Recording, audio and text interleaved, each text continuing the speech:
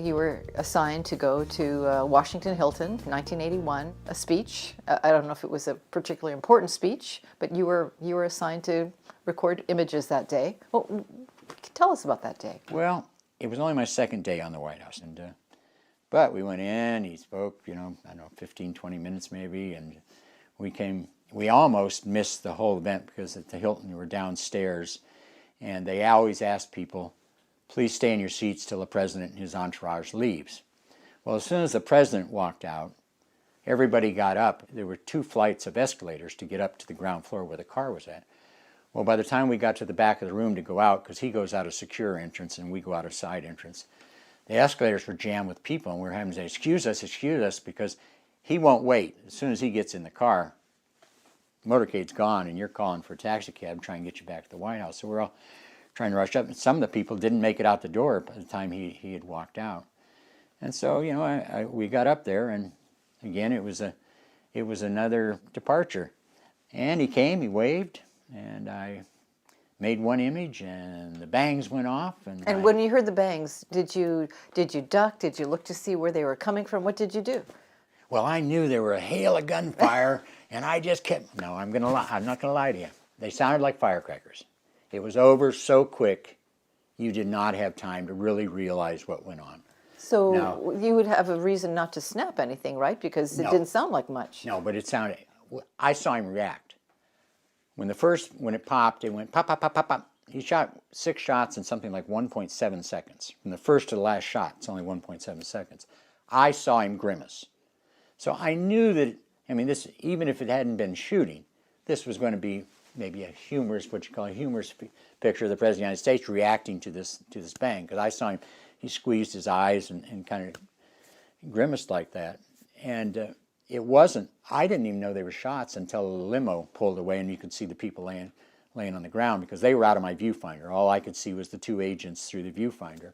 And again, I thought, even when they pushed him in the car, which is normally what they would do if someone set off firecrackers that close to the president, because they don't have time to decide it's either a firecracker or not. And so it wasn't until the car pulled away, and that's when I went, oh my gosh, because here was Brady laying on the ground and McCarthy, the agent, laying there. And of course, then I knew I was, this is when the adrenaline starts pumping. And again, this is one of the situations where I had worked with this crew of agents for many months. And for a while, they allowed me, one of my favorite pictures of the scene that tells the whole story is it's got all 3 of the people wounded laying on the ground and them wrestling with Hinckley in the background. Well, most of the other photographers, even the ones that were coming out late, didn't get that because they got pushed back off to the side by the agents. And I was fortunate enough that I was off to the far side, and for quite a while, the agents who knew me left me out there. The first agent grabbed me and went, oh, just moved me aside, realized who he was moving people out of the way. So I was able to make those images before they once they get organized, then they start making press areas where you have to stand and all that. So those are the little things that help in doing that. And of course, I can't tell you what all that your whole mind gets into the mode of what you have to do. I thought I was in trouble. All the way back to the White House, I was sure I was going to be in big trouble because I knew that I had never seen Hinckley's face.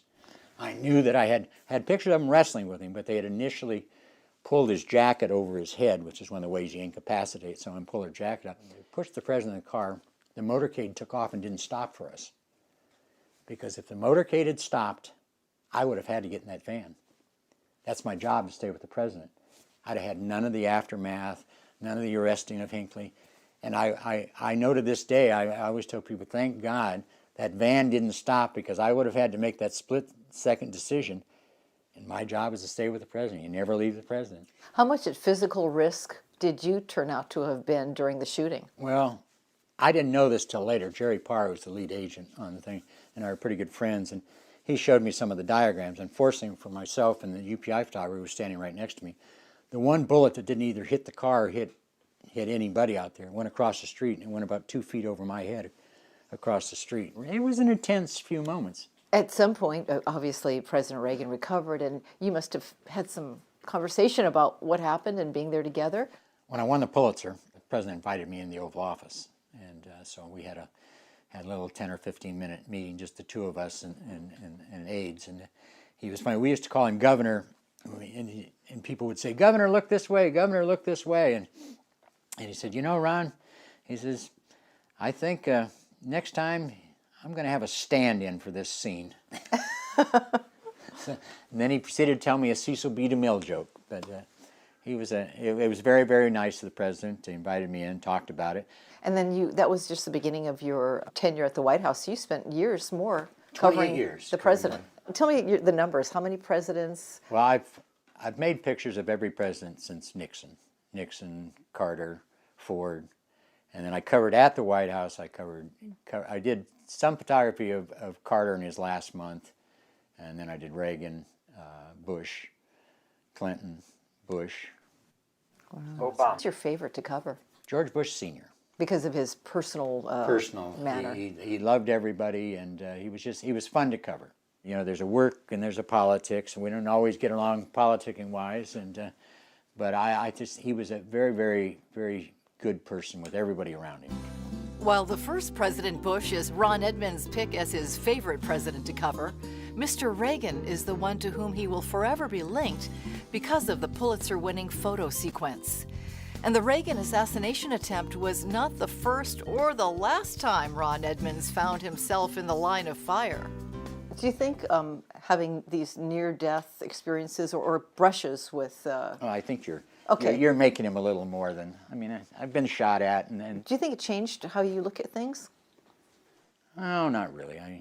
Part of when you get into this, you're a little gutsy. I mean, I've always enjoyed doing things that are a little... Most good photographers have a certain amount of adrenaline rush that they get from what they do. You got that wild gene.